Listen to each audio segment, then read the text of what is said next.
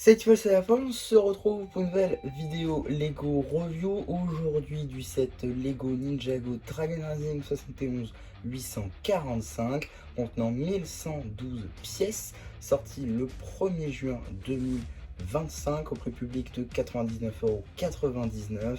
Je vais bien évidemment parler de l'avion robot de Lloyd qui s'inscrit donc dans la vague de 7 sorties à l'occasion de la partie 2 de Ninjago Dragon Rising saison 3. Pour cette review, on va tout de suite commencer par les mini-figurines. Juste ici, vous avez la mini-figurine de Lloyd, chasseur de fantômes, qui n'est pas une mini-figurine exclusive. En effet, on la retrouve notamment dans le set Round 2, qu'on a d'ores et déjà traité sur la chaîne.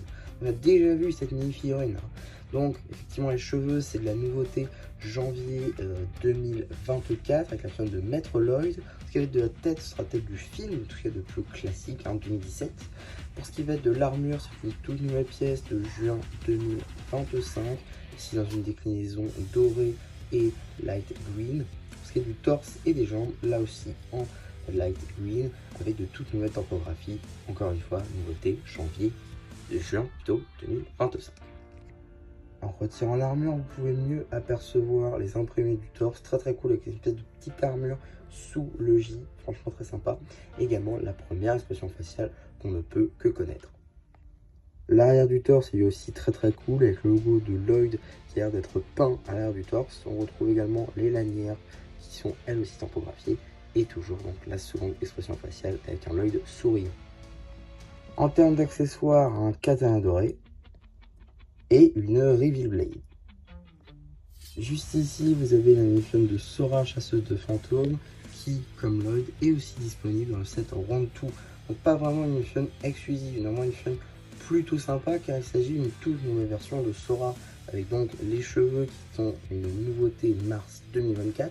On a également donc la nouvelle pièce d'armure, qui est donc un recolor de celle de Lloyd et de tous les autres ninjas, ici dans cette déclinaison Earth Blue et doré. On a également un tout nouveau torse et de toutes nouvelles jambes. Ce qui est de la tête, ce sera du juin 2023. Si je retire l'armure, vous pouvez donc mieux apercevoir la première expression faciale, ainsi que juste ici le torse en lui-même. Très sympa, avec tous les petits détails sur le J blanc, également les petites parties en corail, la petite insigne de juste ici en doré de petit chat. On a également une petite étiquette, franchement très sympa. J'aime beaucoup cette nouvelle tenue. Également, on notera qu'elle n'a plus son bras tampographié doré aux couleurs de l'intérieur. À l'arrière, elle a toujours son petit logo chat avec sa petite queue qui avait été prise pour un logo simple. On a également la petite deuxième expression faciale qui donc sera qui utilise son pouvoir technologique. En termes d'accessoires, un katana doré et la lanterne. Juste ici, vous avez la mini-figurine de Cure, qui est donc une mini-figurine exclusive à ce set, qui est donc la dernière membre des 5 bannis, la maîtresse élémentaire de la putréfaction. Une figurine franchement très cool, hein, avec beaucoup de détails, on va revenir là-dessus. Donc, en ce qui concerne le chapeau, elle le partage avec Rox, mais qui est un moule de janvier 2025. Mais dans cette couleur, elle n'est apparue que en juin 2025. Donc franchement très cool. On a également une toute nouvelle tête qu'on appréciera un petit peu après. Ce qui va être de l'armure, elle est notamment disponible sur la figurine de Hero Wu en 2020. Puis elle est revenue sur beaucoup d'autres mini-figurines évidemment. On a également un tout nouveau torse avec un magnifique bras tampographié. D'ailleurs la seule membre des 5 bannis à en avoir un, ce qui est très cool.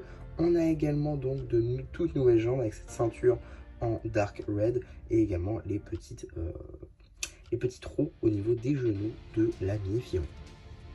On retrouve également un arrière de torse avec le logo des 5 bannis qui est sous une dose de bandage.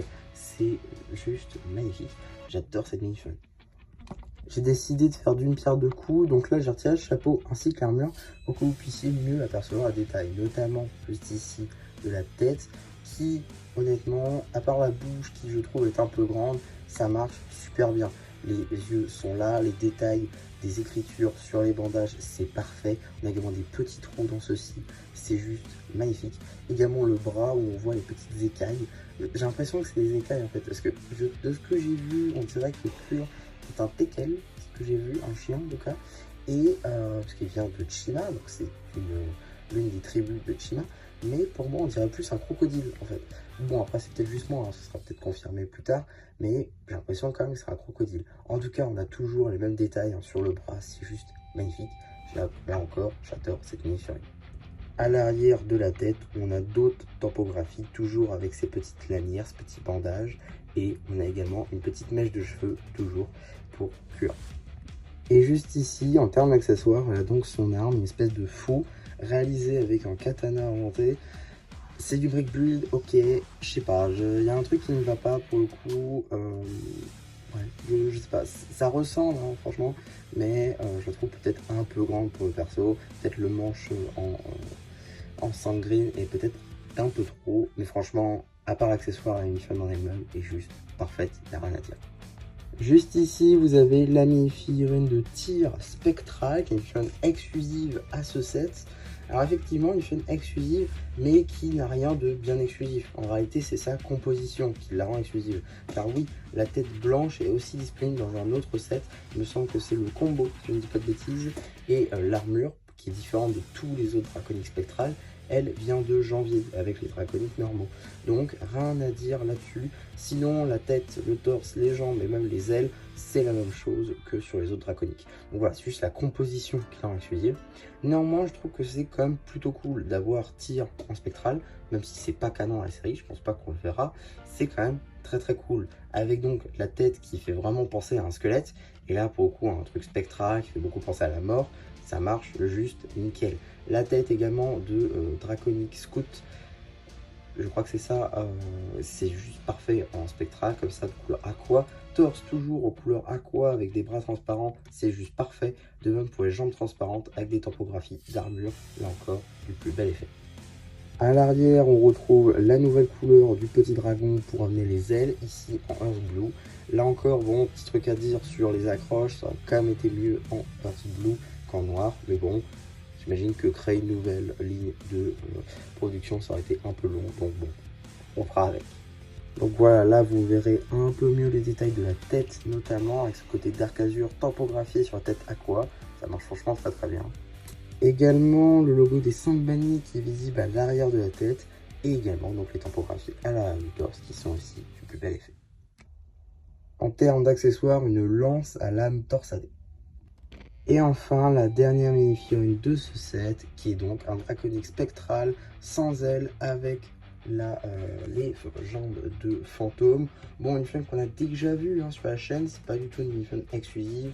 On la retrouve dans la quasi-majorité des sets de juin 2025, avec donc les mêmes moules qu'en janvier, mais dans de nouvelles couleurs, notamment le casque, qui passe du Dark Red au Dark Pearl Grey ici, qui est franchement elle est parfaite la couleur, j'ai rien à dire là-dessus. L'armure qui change du coup, qui passe en Earth Blue, je comprends pas l'idée. En plus que dans les épisodes qui ont leak, ça a l'air d'être du Dark Pearl Grey, donc je comprends pas. Torse par contre, même topographie que pour tir et que pour tous les autres draconiques. Donc voilà, ça change pas là-dessus, toujours avec les bras translucides, c'est parfait. Et également, nouvelle couleur pour les jambes de fantôme qui mêlent l'aqua au bleu transparent. Donc là, vous voyez un peu mieux la seule unique expression faciale qui est la même que pour tir. L'arrière aussi est la même avec le logo des 5 bannis et les armures qui ont été greffées à l'arrière du torse. Quelque chose que je dis jamais, c'est que maintenant tous les draconiques spectrales ont les cornes de tir qu'il était le seul à obtenir lors de sa transformation en draconique dans la partie 1. Donc ça, petit fun fact assez marrant. En termes d'accessoires, une épée à lame torsadée. Alors, ce set est constitué de 3 constructions, on va dire.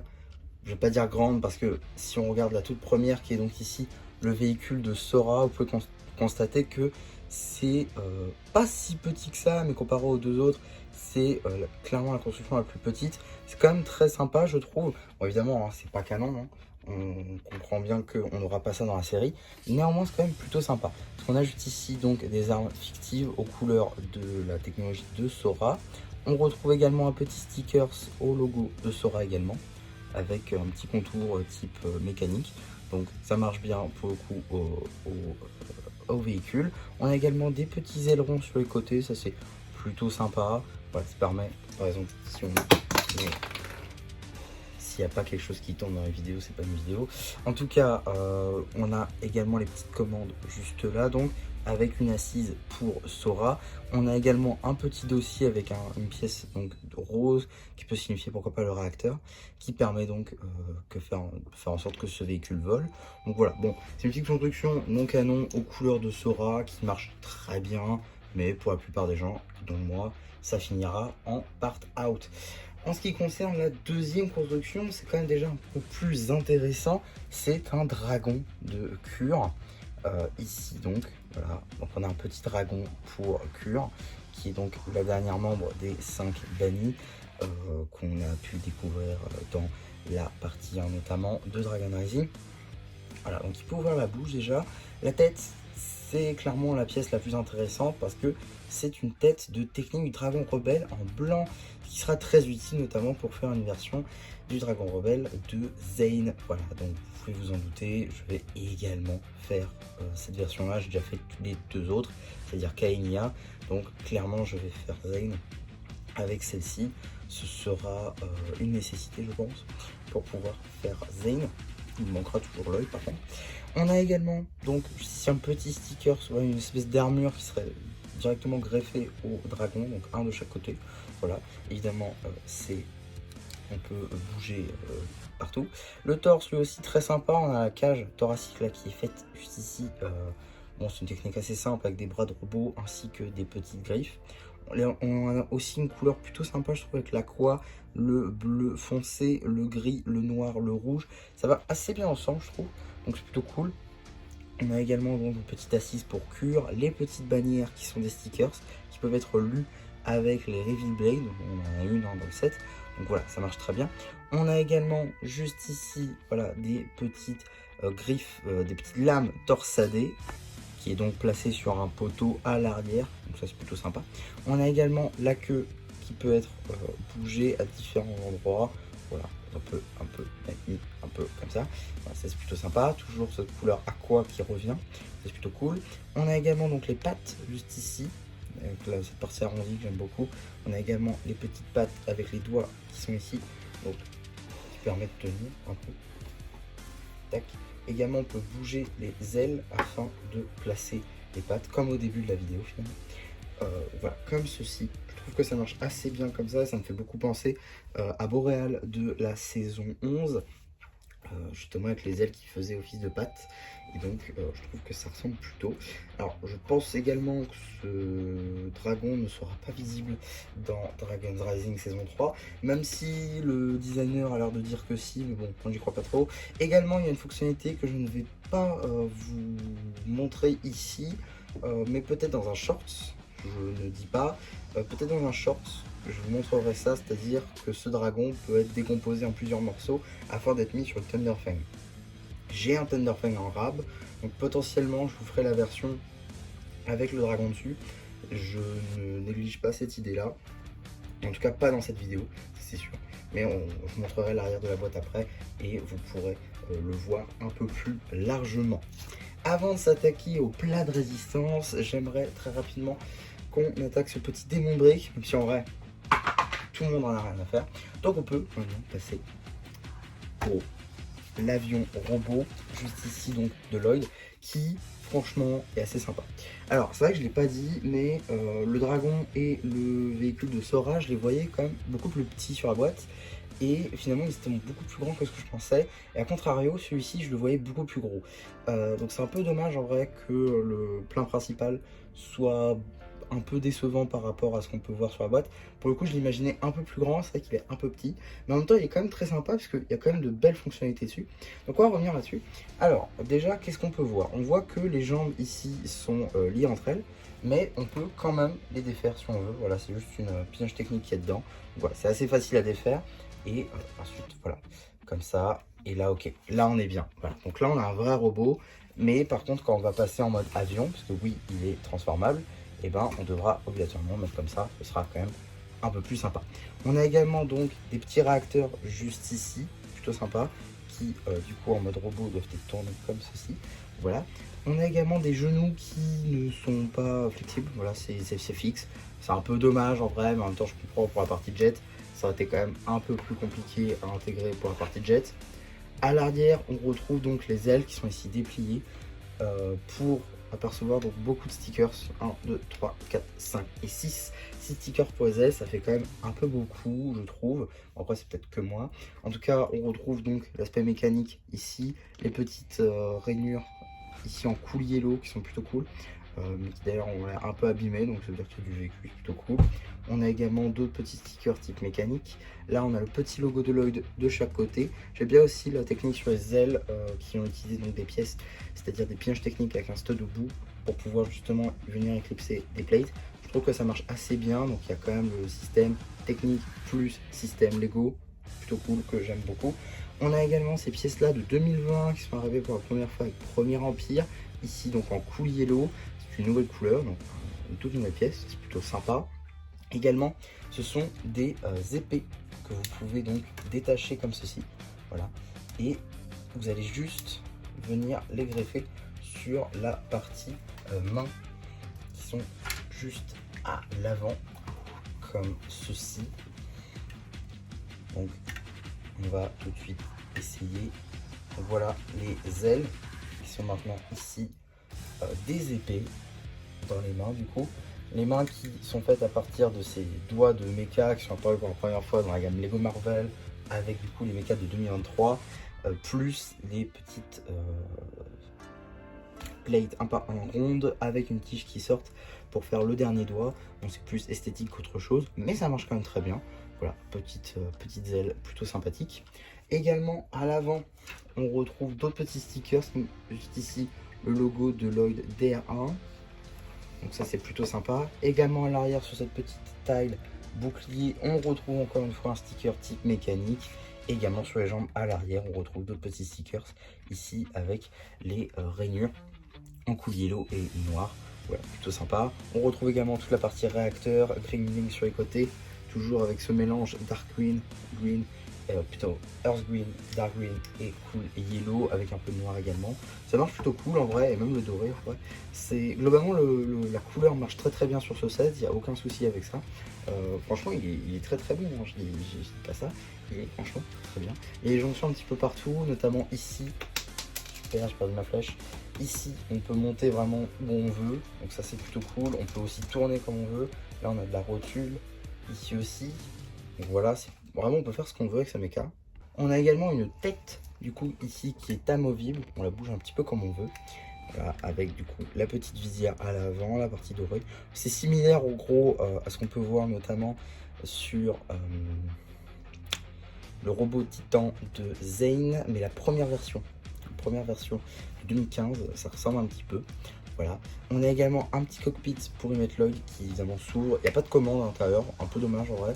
Je pense ici on aurait pu caser une petite tile au moins, ça aurait pas été trop juste ce petit ici. Ouais bon si en fait. Non mais je pense qu'on aurait pu caser quelques petites choses au moins, donc c'est un peu dommage à ce niveau là. Mais bon, évidemment ce n'est pas qu'un robot, car effectivement si c'est un avion robot, ça veut dire que c'est aussi un avion. Donc ce qu'on peut faire, c'est qu'on peut tourner ceci, même plus haut, hein. Tac, tac, tac, parfait. Maintenant on tourne ça, on tourne la tête. Maintenant on va venir retirer les épées afin de les remettre là où elles doivent être, c'est-à-dire ici.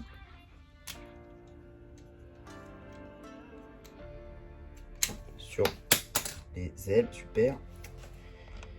Bon, j'ai remis les épées hors vidéo parce que voilà, mais bon, 3 trucs qui tombent dans une vidéo, c'est quand même du jamais vu sur la chaîne. En tout cas, on peut maintenant ranger un peu les mains. Toujours, tac, on range également cette partie-là. Super. Et donc voilà le jet. Bon alors, techniquement c'est pas ça. Parce que... Et donc effectivement, comme vous pouvez le voir, maintenant que j'ai retourné la boîte, on voit deux choses. Tout d'abord le mode jet, qui effectivement j'avais oublié une étape, c'est pour ça que ça ne rendait pas bien. C'est pour ça que j'avais pas à tourner les mains. Là, effectivement, voilà, les parties ici qui faisaient partie des ailes seront en fait partie du buste du de l'avion. C'est pour ça que ça paraissait aussi un peu plus gros surtout. Et donc les mains se rangent ici, sur le côté du corps. Et donc voilà en quoi consiste ce jet. Voilà, c'est déjà un peu plus sympa, honnêtement. Il y a déjà un peu plus de poids, on va dire, un peu plus de matière sur le torse. C'est beaucoup plus gros, ça prend beaucoup plus de place. Donc ça aussi, j'aime beaucoup. Et là, on voit clairement un jet. C'est franchement très très cool. Je pense que c'est vraiment comparable au jet Legacy qu'on avait eu de Jay dans la toute première vague Legacy. Voilà, franchement, ça marche franchement très bien. Alors, il y a quand même ce truc de c'est un jet qui se transforme en robot et vice versa, qui est du jamais vu. Également, les réacteurs en haut comme ça, c'est plutôt cool en vrai. Réacteurs qui sont en fait les pieds du robot, ça marche aussi très très bien. La tête qui tourne, ça, bon, c'est pas forcément obligatoire, mais bon, ça marche quand même. Et surtout, les panels techniques. Panels techniques comme ceci, en dark green, je trouve que ça marche quand même très bien. Et ça évite toute la partie brick build qui sans doute aurait fait que le set aurait coûté un peu plus cher. J'aime beaucoup aussi le fait que la partie technique se voit pas spécialement. On voit cette partie là, mais bon, c'est pas super dérangeant. Et sauf quand tu vas en bas, en vrai, et encore c'est pas si visible que ça. C'est franchement très bien. Le côté technique et système marche très bien entre eux. Et c'est vrai que généralement, quand il y a une structure technique dans un set, ça marche pas très bien. Voilà, il faut aussi également tourner cette partie-là, sinon ça marche pas très bien. Donc voilà, en gros, pour la fonctionnalité sur le jet. Je voulais également revenir très rapidement sur le dragon de Cure, qui effectivement peut être complété avec le set du Thunderfang. Donc si vous avez le Thunderfang, en gros c'est pour faire la version spectrale. C'est comme ça qu'ils le vendent. Bon, c'est pas une version spectrale, qu'on soit d'accord, c'est pas une version spectrale. Néanmoins, ça fait un Thunderfang avec une armure, chose que j'aime beaucoup en vrai, je trouve que ça marche un peu assez bien. Donc je ferai sans doute un short dédié sur cette fonctionnalité là. N'hésitez pas à me le dire en commentaire si ça vous plaît. Si je devais revenir sur le set, je dirais que c'est un très très bon jouet. Peut-être attendez avant de l'acheter directement, parce que 100 €, c'est peut-être un peu cher, c'est vrai. Peut-être dans les 90-80 maximum. Déjà vous serez très très très bien. Vous avez quand même Lloyd et Sora qui donc étaient aussi disponibles dans Round 2, donc ça c'est pas le plus intéressant. Tyr qui est donc exclusif, de même pour Cure qui est elle aussi exclusive, et ça vous permet de compléter 5 bannis quoi. Donc c'est forcément un achat obligatoire si vous voulez 5 bannis.